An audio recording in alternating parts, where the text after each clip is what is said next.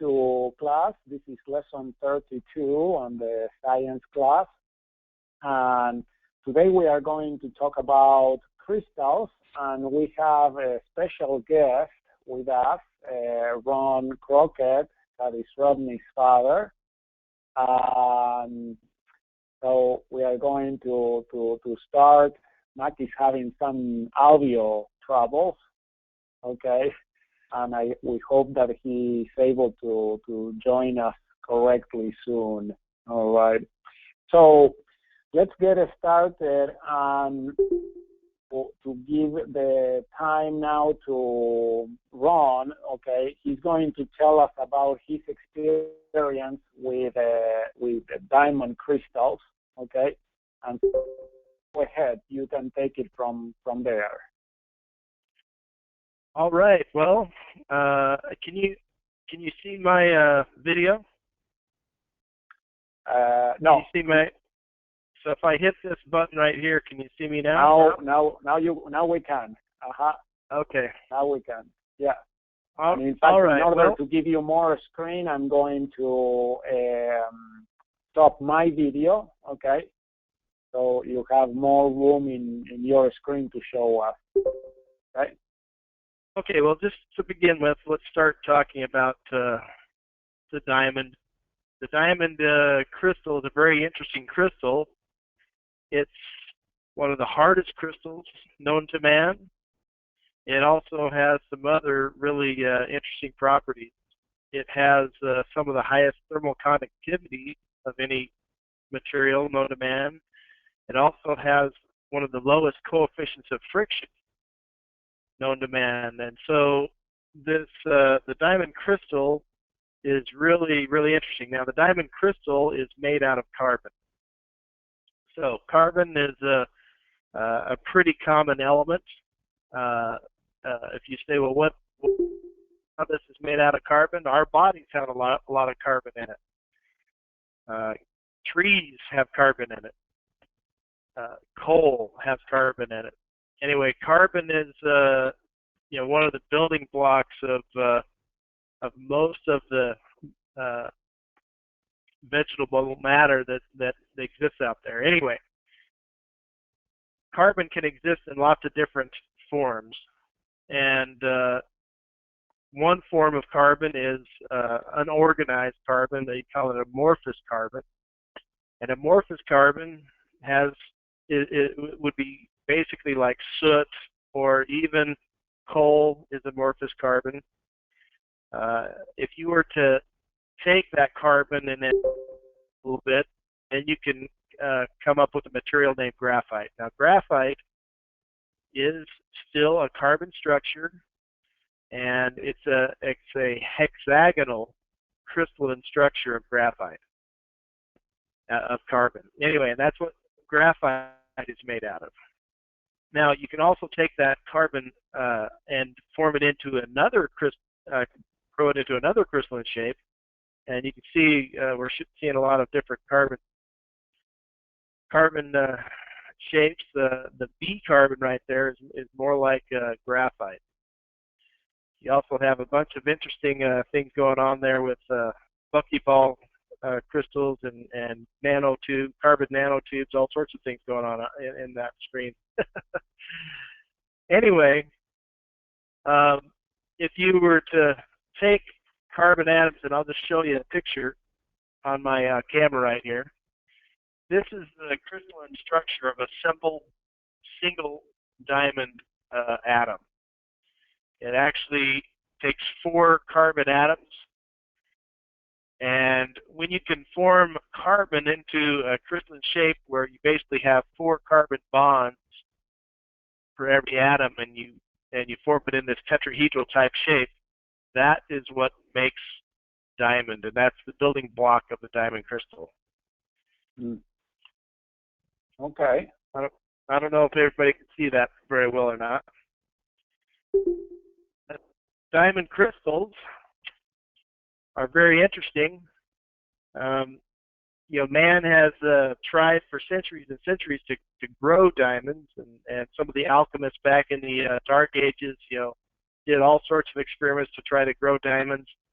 And it was really one of the things that man has been trying to accomplish for many, many eons of time. Anyway, back in the 1950s, a gentleman named Tracy Hall was doing some high-pressure experiments at General Electric, and he was able to synthesize diamond. And when I say synthesize, basically that means he was able to, through a man-made process, grow diamond crystals. Now, the way that he was able to accomplish that was through very high pressure and high temperature. One of the charts that you showed a minute ago was the diamond stability chart, and I've got another chart here I can show you very similar.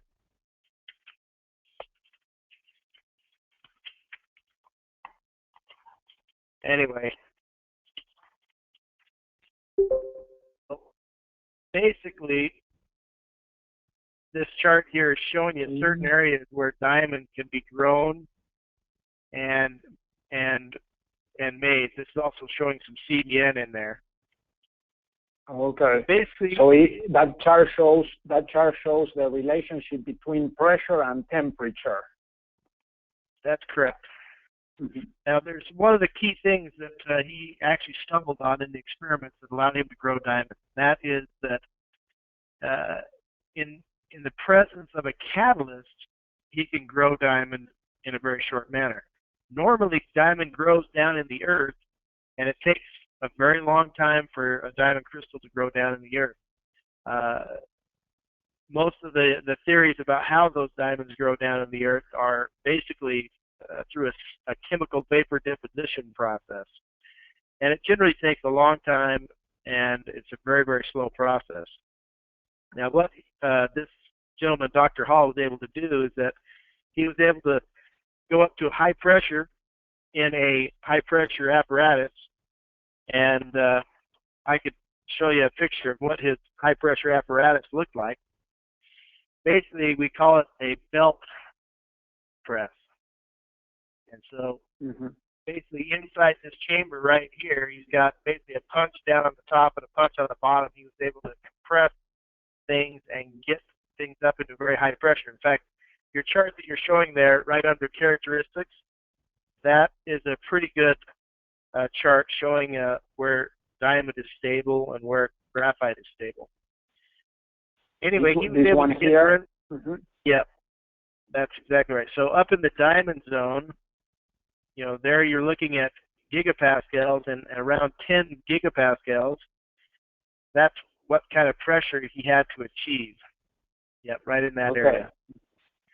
And what he also found out was that through the use of a catalyst, and he used all sorts of different kinds of catalyst materials, but the main one that was found out was basically cobalt. But there's quite a few others. There's nickel, there's manganese. There's quite a few different things. And let me show you a picture of some of the common catalysts that are used nowadays. Here, and I don't know if you're seeing this backwards or not, but this is the iron nickel 70-30%. You also have a nickel manganese cobalt. You also have a cobalt base. So anyway, what he found was that these metals. Yes. Hold on a second. So a catalyst, let me see if I can explain so everyone can understand. I'm going to explain that. Oh, okay. You are going to explain it. Go ahead. Sorry. Yeah. That's okay. A catalyst is a material that helps something in a process. And for example, let's just take a step back and talk about something else that forms crystals. For example, salt. Okay, regular table salt, that is a crystal of sodium chloride. Now, if you took some table salt and you added a little bit of water to it, and then the water would take some of that sodium chloride into solution, and if you basically took a cup and poured loose table salt in it, then poured a tablespoon of water in that, and then let it sit for a while, then that sodium chloride would go into solution with the water and then redeposit out as the salt crystals grew, and then your whole loose table salt would actually grow together and become a strong structure. And so the water is acting as, if you will, to help the salt crystals grow. In the same way, these metals that we just talked about, nickel, cobalt, and iron, will actually take carbon into solution at a high enough temperature. And once carbon is in the solution in that, then the carbon can now precipitate out and start growing a diamond crystal. And so that was the trick that was learned back in the 50s on how to grow diamond. And so in order to grow diamond, you got to have two things. You've got to have high pressure and high temperature, I guess three things if you want, and then you have to have a catalyst in that system. And so that's what they were able to figure out. And a very interesting story about the first diamonds that were made by man is that they were very, as far as the quality of the diamond goes, they were very poor quality.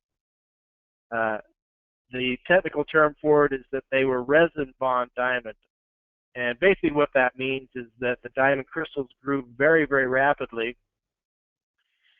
And as a crystal grows rapidly, it usually has a lot more inclusions in it. That means imperfections or other things like that. And so this initial diamond grit that was manufactured by man back in the 50s, it was very poor quality diamond. And nobody knew what to do with it, and because they're really, really small crystals, very, smaller than the width of a hair, and they had all this stuff, and they said, well, what can we use this for? Well, somebody decided, hey, let's near the facility where they did this, there was another company named Norton, and Norton was in the business of making diamond grinding wheels.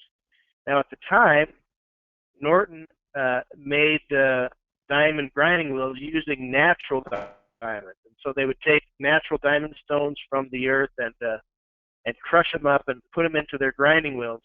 And then they would use that to grind materials like tungsten carbide and other things, other hard materials like that. Well, they took this really crappy diamond, if you will, and they gave it to Norton. Norton made a diamond grinding wheel out of it. And guess what? That actually ground better than any of the other grinding wheels that had been made up to that point. In fact, it ground about 1,000 times better than regular natural diamond. And the reason why that is because the crystals were poor quality, and so as you're grinding, the poor quality crystal would fracture with really sharp edges. And then those sharp edges, of course, allowed that diamond grinding wheel to actually cut the material that it was grinding a lot better. And then as that surface got dulled a little bit, then it would fracture again into another sharp surface, and that allowed them to actually grind much, much better than natural diamond. Anyway, so that what literally did they use kicked off to grind? What were they cutting? Like cement or metal? Well, what they were cutting at the time was tungsten carbide. And so tungsten carbide was a really hard material that had been developed back in the 40s and 50s. And the only way they could grind it was with diamond, and they were grinding it with natural diamond. So anyway, because this crappy diamond worked so well, that kicked off the synthetic diamond industry. Now, lots of things have happened over time. The industry has learned how to make really good high-quality diamonds synthetically. In fact, some of the synthetic diamonds that are made now, a lot of times, are much better quality of a diamond than many of the natural diamonds that are mined out of the earth. Now, in the pictures that you're showing there, you showed quite a few different diamond crystals. You also showed a diamond scalpel in there. that right there is a belt press. You know, that tooling that I was showing you a minute ago. Mm-hmm. There's the scalpel. Yeah. Mm-hmm. There's the diamond scalpel. So the diamond industry has really taken on a lot of different facets over time. And one of the facets is of making diamond crystals. And let me just show you a picture. So these are diamond crystals. We refer to it as saw grade grit.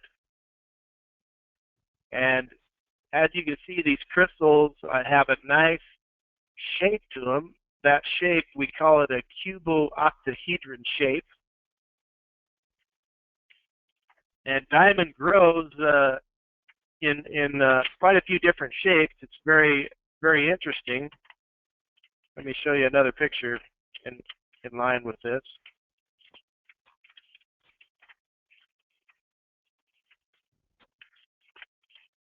Is that, you know, looking at this particular chart here, basically we have pressure on this axis and we have temperature on this axis, and I'm trying to get close enough. At low pressure and low temperature, diamonds will grow into as a cube, and as you go higher and higher in that temperature, the diamonds will grow into a cubo-octahedron, and then it turns into a full octahedron. So depending on what pressures and temperatures that you will grow things at, you can actually make the shape of the diamond in these kind of shapes. Very interesting. Now, as I was showing you those diamond crystals there,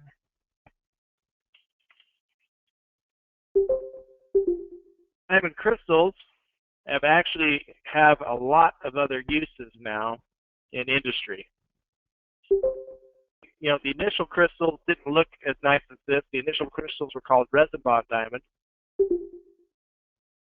These particular crystals are of much better quality. We call them saw grade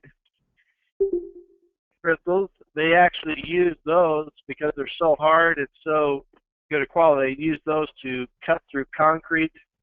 They use them in mining to, mine granite and other things like that. They make saw blades to cut through in the quarries, to cut through the granite or quartzite or marble or other things.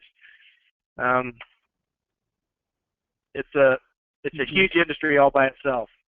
Wow. And in order to grow those kind of diamonds, it takes more time, and you have a lot more finesse. Now, the industry that I'm involved in is a little bit different. The industry that I'm involved in, we actually are taking diamond grit, and we also have a high pressure, high temperature press, and I'll take you down and show you a picture of that here in a minute. I can show you kind of what that system looks like. Basically, we have a system that has 6 anvils that come together from different directions, and we smash like a rock type material, and that's how we develop the high pressures. And then we put electricity through that same cell, and that's how, and using resistance of materials, just like a light bulb uses resistance of the filament to generate light. We do the same thing inside that cell, and then we achieve high temperatures as well as high pressures. And then in that cell, we'll make diamond parts. For example, like this part here. This is a conical bullet-shaped diamond with a point on the top. That sharp point we use to cut rock. Here's another cutting element that we use to cut rock with. And so basically what we're doing here is we're making what we call polycrystalline diamond. So this gray material that you see on top here is many thousands and thousands of crystals that are bonded together, and they're very, very fine. And we bond those together, and we can bond them together in basically whatever shape we want to bond those diamonds in. And that material then is a very interesting material. Now, talking about sorry, I have a couple of questions. One is when you say that it takes time to do these diamonds, how much time would it take to do like a cubic diamond or to do an octahedral diamond? What would be the difference in time? Well, it all depends on how big you're talking. So to make really small diamonds, it doesn't take very long at all. You know, it may take 10, 15 seconds to make really, really fine, small diamonds. Now, if you want to make a 5-carat diamond, it takes probably 2 to 4 weeks to grow a 5-carat diamond. Okay. That puts things into perspective. It helps to understand.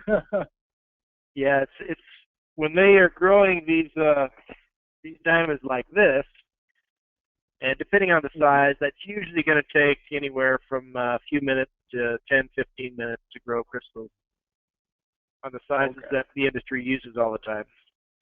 Mm-hmm. Now, and those shapes that you were showing us, even though they are black, they are all made out of diamonds that are glued together, very, very small diamonds. But they are still hard. Yeah, it's still very hard. It is. I was just going to talk to you a little bit about why we make polycrystalline diamond, and this will probably help you understand. Is that diamond crystals? They have several different planes in the diamond. You have the 100 plane, the 010 plane, and the 111 plane. And in certain planes, the diamond is very hard, and in other planes, it's not as hard. But because diamond and going, we didn't really talk about this in the beginning, but diamond crystals grow layer by layer by layer, and those layers actually form facets inside the diamond where a diamond can actually break very easily. So, for example, I've got a picture of another diamond here, and this diamond here, they've actually broken off a piece of it, and that forms this 111 plane, and that's how diamonds break. The diamonds can generally break across the diamond like that very easily. And even though diamond is the hardest material known to man, it has these weak planes in it. And so, if I were to make a big diamond, or take a big diamond like the diamond that goes on a wedding ring, I could take that and I could tap on that with a metal hammer and generally break that diamond pretty easily. But this diamond right here, where I have many thousands and thousands of crystals all bonded together, this is called polycrystalline diamond. This diamond here is actually extremely strong, and I can actually hammer on this with a metal hammer and hit it as hard as I want, and I cannot break it. Now, and so that retains the hardness of the diamonds and gets rid of the weak points of the large diamonds. Yeah. If you think of it this way, right? If you think of it this way, all those crystals that are in the polycrystalline diamond, they have facets also. But now those facets are randomly oriented all through the product. So every crystal has a facet, and facets that go through it, and cleavage planes that go through it. But those then are going one direction. The next crystal, they might be going this way. And so those crystals get randomly oriented in the polycrystalline diamond. Then when we bond those crystals together and we actually grow them together, very similar to growing a crystal, we put catalyst in the mix also, and the catalyst metal takes a little bit of the diamonds into solution, and then the diamonds grow together. Now, to talk about diamond growth, that's another thing. as I was saying, diamonds grow layer by layer by layer. But to understand crystal growth, you need to understand a little bit about crystals. Is that crystals like to grow, and the reason, there's all sorts of driving forces of why they like to grow. But one of the main reasons why they like to grow is that the energy state of a crystal is generally lower than the energy state of the atoms in a non-crystalline structure. So you have this energy state that is one of the driving forces. Also, a small crystal is at a much higher energy state than a large crystal. And so there's a driving force for the crystals all to grow bigger and to get into a lower energy state. And that is one of the ways that we're able to grow all the diamonds together inside this polycrystalline diamond. Now, wow. How do you bond them? How do you bond the crystals together?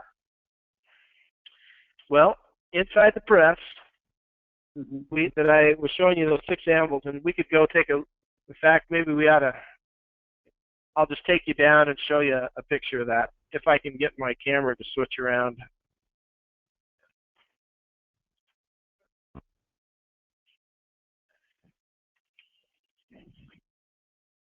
So we're now walking down into the plant.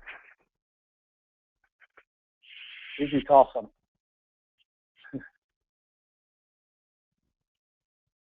And I'll take you inside one of the press bays where we're actually growing diamonds.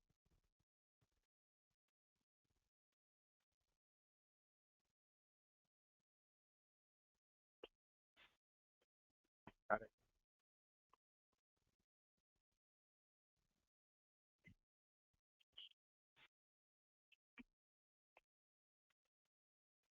All right. Holy cow. So this is a press right here. And just to give you an idea,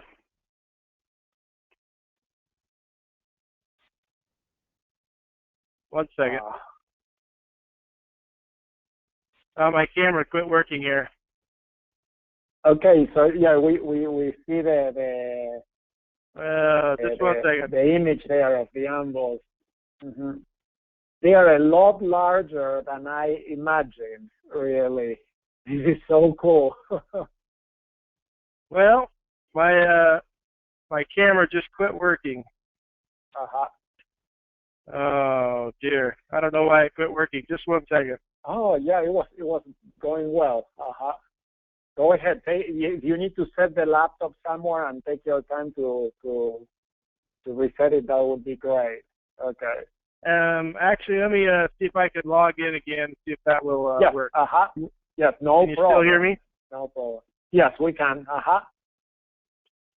Yeah, we can hear you. Okay. Let me stop that. Just one second. Okay. So, let's see. Okay. All right.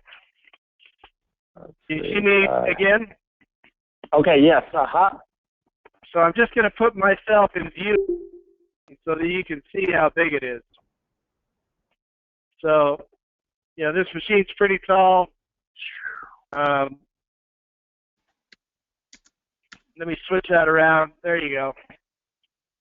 And this machine weighs about 36 tons. And if we take a quick look up inside. Oh my goodness. You can see up inside there where the ambles all come together. That's where we will smash the parts and produce the high pressures and high temperatures. Now let's go back to my office. That is awesome. Here's another view. This is a camera view of of those ambles all together. They're actually smashing the part. They're actually running a cycle right now and making the parts. Holy cow. That is amazing, really. I never thought that they were so large. And here's a bunch of diamonds that are being manufactured for a customer. Uh-huh. So those diamonds all get manufactured inside the press.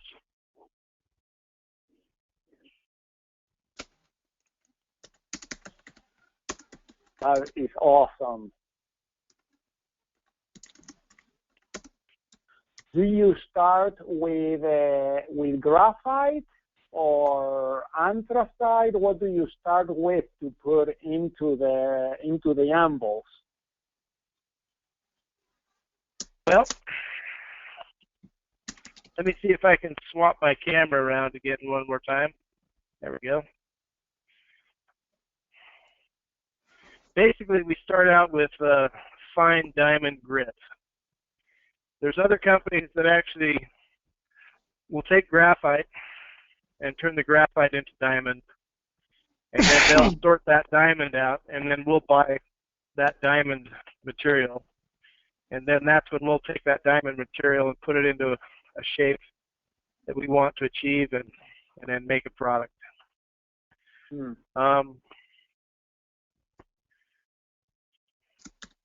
Okay. Let me show you real quickly how this actually can help us in a field of use or in an industrial purpose that's being used out there.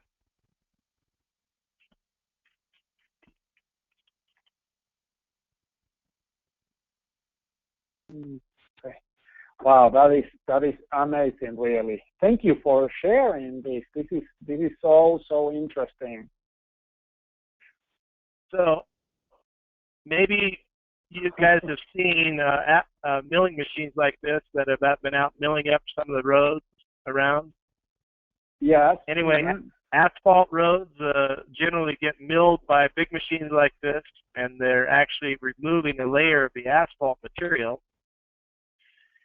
And if we take that diamond that we just looked at, and this right here is a diamond tool that has been used to mill the asphalt.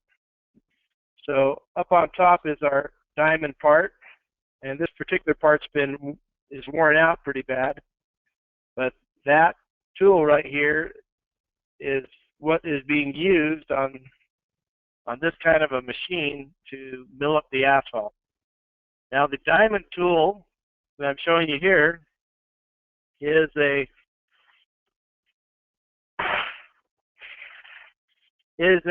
tool that's basically replaced the standard carbide tool that looks about like this. Mm-hmm. So the standard carbide tool is what they were using before, and the new diamond tool is what they're using now. The diamond tool actually will last 40 to 50 times longer than the carbide tool. Wow. That is amazing. Mm-hmm. And on this kind of a machine, you generally have about 200 of those tools on the machine.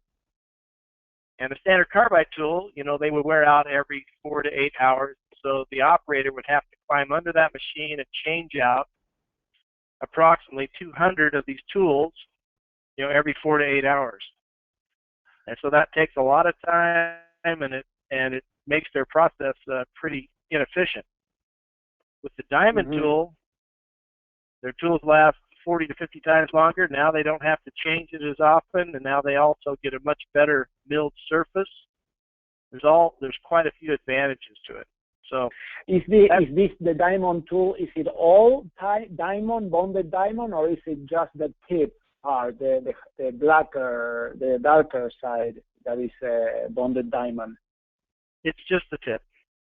Uh-huh. So, but you can see that the tip is less worn than the other parts. The other parts show a lot more wear through the friction than the tip. The tip survives. Yeah, the tip does have wear on it, and you can kind of see the wear on that surface. But you're right, the tip doesn't wear nearly as much as the tungsten carbide underneath it or the steel underneath that. Now, where the material is being cut and where the wear is the highest is right here at the tip. Yeah. And then as you move away from the cuttings, then the wear gets lower and lower. But you can see with these three materials here that steel wears much faster than carbide, which wears much faster than diamond. Mm-hmm. That is absolutely amazing. So fun. Now, there's lots of different things that polycrystalline diamond is used for in the world. Most automobiles now are made, and part of the process of the engine being made is the engine is being cut with polycrystalline diamond. Almost all of the oil wells in the world are drilled now with polycrystalline diamond. Mm-hmm. And so polycrystalline diamond is a huge part of our world's economy right now, because our world's economy is based on oil. And so there's a lot of drilling going on all over the world, and like I said, almost all of that drilling is being done with polycrystalline diamond tools like this. That is amazing. So mm-hmm. You know, diamond is one of the most interesting crystals that you have out there in the world. There's other very interesting crystals out there. One is called cubic boron nitride. One of the advantages of cubic boron nitride over diamond is that even though cubic boron nitride is not as hard as diamond, it's not as reactive as diamond. Diamond, you can't cut ferrous metals with it very well because, as we talked earlier, iron is one of the catalysts that is used to take diamond into solution. Well, when you're cutting a piece of steel, at cutting edge, cutting the steel gets very hot, and so right at the cutting edge, the diamond will react with the steel, and the steel will literally chemically eat the diamond and so diamond is not a very good material to cut steel with. But cubic boron nitride is not reactive to steel, and it is thermally much more stable, and cubic boron nitride actually is a very good material to cut steel with. And cubic boron nitride is made very similar way with high pressure and high temperature with the same kind of machine that I just showed you. And made very similar, and it's not, like I say, not as hard as diamond, but it has a different purpose, and that is to cut ferrous metals and steels and stuff like that. As the industry grows, there's lots of things happening, lots of interesting things happening.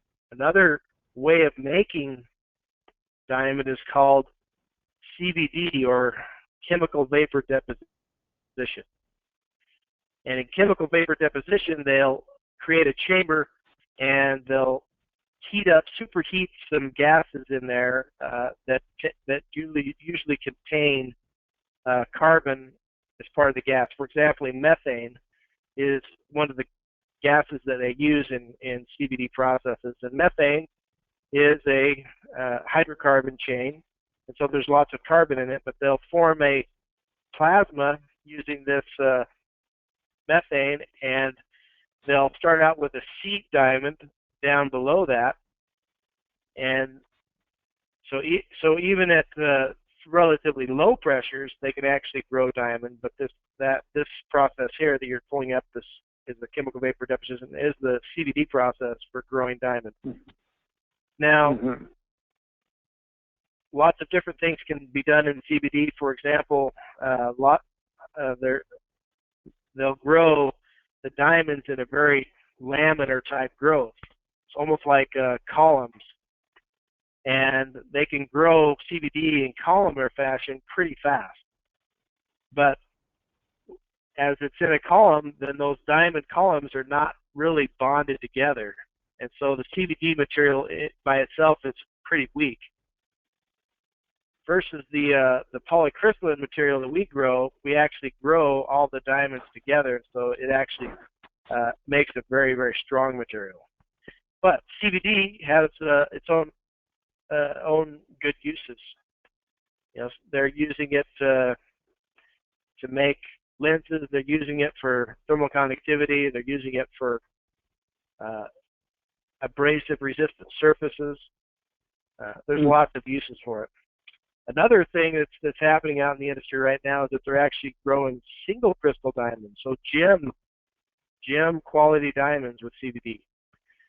And it generally takes a long time to grow those, but there's a whole industry out there now where they're growing CVD diamonds and they're selling them as gemstones for rings and etc. So like this one here in the picture. Yep. Yep. That particular one in the picture right there looks like a natural stone. Does not look like a CVD diamond. You can see some of the inclusions inside the crystal if you look close enough. Yeah, the caption says that it is grown by chemical vapor deposition. But you know, I'm not an expert in looking at the thing, so. Yeah, it could be, but just looking at it, they've got several flaws inside there. But maybe this is a poor quality one. But yeah, they're growing gemstones now and selling them as gemstones. So it's kind of an interesting thing going on. There's several companies in the valley that are involved in the diamond industry. There's U.S. Synthetic and Mega Diamond. Ourselves, we're called Novatek. There's another company out there called Precor, and that's just here in the valley. And so here in Utah Valley, this is one of the diamond central hubs in the world. You know, you have Silicon Valley over in California, where they do a lot of research on chips and computers and so on and so forth. Well, here in Utah Valley, it is a very similar thing, but we call it a lot of times the Diamond Valley. That is so cool. I didn't know that at all. That is interesting. So I knew about Mega Diamond because I used to work right by where the plant was before. But I didn't know that it's such a big industry here in Utah. Anyway, yeah. Is there any other questions about diamond material that I could answer, or crystals in general? I don't know a lot about all crystals, but you know, crystals can be grown out of all sorts of material. The regular quartz crystals that you see out there, those are silicon oxide. Rubies are basically grown out of aluminum oxide. And so that is very interesting. And guys in the class, do you have any questions? If you want to chime in on the audio or in the chat, okay, feel free to ask your questions now. Okay. I knew about the process, you know, for this, but I didn't know really the size of these presses. That was a very interesting thing to see the size of the press, and also the timing, how long it takes to grow the diamond. So also very interesting. I imagine that the natural processes, because they probably are, you know, now we are talking in geological times and so on, that probably, even though they are high pressures, they are not as high pressure as what you can achieve with the anvils, and so they probably take longer to grow. Well, they actually grow down in the earth, you know, like, for example, about 5 miles deep inside the earth. And yes, the pressures 5 miles deep are very similar to the pressures that we can generate. and they generally grow in an area where there's volcanic action going on. So you have things that are very hot and very high. The thing that happens in the earth is that most of the time the earth does not use metal catalysts to grow the diamonds. So generally the diamonds are being grown in a chemical vapor deposition method, where you have carbon, super hot carbon in a gas, and that high pressure, then you gradually grow diamonds almost like an onion, layer upon layer, growing from a small into a larger stone. Okay. I have a question here. Is there a limit to how large a diamond can be made? Well, there's been there's some very large diamonds found in the earth. Big diamonds that are, wow, 5, 10 inches. I don't know. I don't know what the biggest one ever found was. I think it was around 10 inches if you were to measure it. But as far as man-made diamonds go, yes, there is a limit, because the pressures that we're trying to take the diamonds to grow them is very high. We're up in the 50 to 100 gigapascals range. Sorry, I like to talk in kilobars. We're in basically the 50 to 100 kilobar range, and then 1 bar is 1 atmosphere of pressure. So we're really, really high in pressure, and there's not very many materials that can take that kind of pressure. And so basically we're limited by how big we can make some of the elements, and it's just a physical limit due to technology that man has right now of how big we can make the diamond. So some of the biggest diamonds out there right now are basically about 3 inches in diameter, and that's a polycrystalline diamond. So it's not just a big single crystal diamond. As far as single crystal diamonds go, I have not seen anything bigger than 5 carats. There might be some that are 6, 7 carats, but it's really difficult to grow a single crystal diamond very, very large. Okay, all right. It just takes too long. Too long to do. That's right. Yes. Do you grow other types of crystals? Okay, with the same process or in other processes other than diamonds? Well, we don't here, but like I was mentioning, cubic boron nitride. Cubic boron nitride is grown very similar to diamond. You need high pressure and high temperature, and you also need catalysts very similar to diamond. Diamond being basically 100% carbon, cubic boron nitride is basically boron and nitrogen. So those two atoms combined together. That is amazing. Okay. And so you mentioned that the pressure is about, what was it, like 50 to 100 kilobars. Okay, so about 50 to 100,000 atmospheric pressures. Okay, if I understand correctly. That's correct. Yeah. And how much heat do you when you put the electricity, the resistors there to also grow the diamond? Well, the temperature range that we grow the diamonds in are about 1,400 degrees Celsius to 1,600 degrees Celsius. And wow. That's in Fahrenheit. You're talking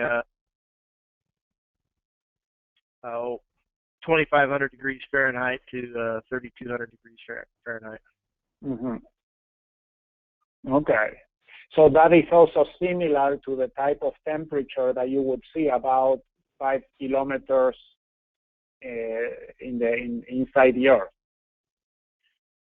If that's near some volcanic activity, yes. That's right. You know, You're close to magma. You know, you've got some areas of the Earth where the crust is you know, a lot more than 5 miles deep, yet you don't get anywhere near high temperature stuff. So you know, about 5 miles deep and in a volcanic type where you have a lot of heat. That's where diamonds are generally grown. Then you have a good chance there for that. And the other question is, are you using in your company? Are you also growing cubic boron nitride for making metal cutting tools? Right now, we are not.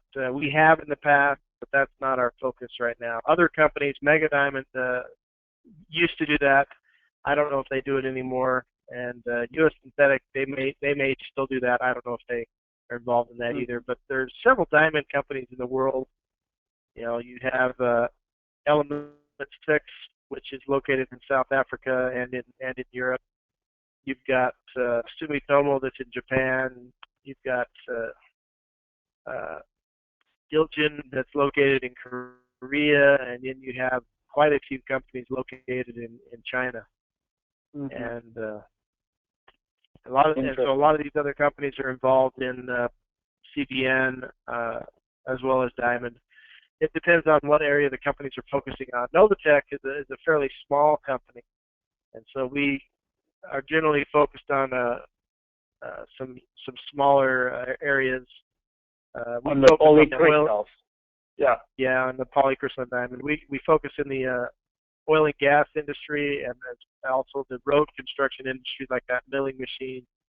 We also focus in mining, underground mining for coal, as well as surface mining for materials and such. We've just recently tested one of our diamond bits down in a gold mine in Arizona. So anywhere where you have a really abrasive application where you're trying to cut, you know, rock in some manner, diamond is almost always being used in that kind of thing. You know, you see out on the concrete freeways, there's lots of areas where they grind the top surface of the freeway and they grind it flat. That's done with diamond. And you have the milling machines that I showed you. That's generally for the asphalt roads. But a lot of the quarries that cut rock and are trying to make, for example, granite countertops. A lot of that is done with diamond. So, that is amazing. So diamond is used in lots of applications in the world. Because some of the properties that I mentioned to you, that diamond has one of the lowest coefficients of friction. Diamond is a very good bearing. So there's lots of diamond bearings that are being used for different applications. Another thing that's very interesting is that diamond has an extremely high thermal conductivity. So that means that heat can travel through the diamond very quickly. So a lot of the electronics and computer industry is very, very interested in diamond and are trying to use diamond. In fact, if they could make chips out of diamond, that's what they would do. And they've been working on that for years, but they don't have that perfected yet. Oh, because they would probably generate a lot less heat. They would dissipate the heat faster. Yes, they can dissipate it much faster. That is awesome. Okay, we are going to have to finish. This has been a fabulous presentation. Really, we are very, very grateful for your sharing all these things and your expertise on this. And someone else is going to be scheduled to use the room here at 3, so I'm going to have to bail out and finish the class. But we really, really thank you for your presentation. Well, that's my pleasure. You all have a great day. Thank you very, very much. You too. Okay, so we'll finish here now with a prayer. okay? And let's see, Ben or Sam, anyone that has a microphone there available that would like to offer a prayer to finish.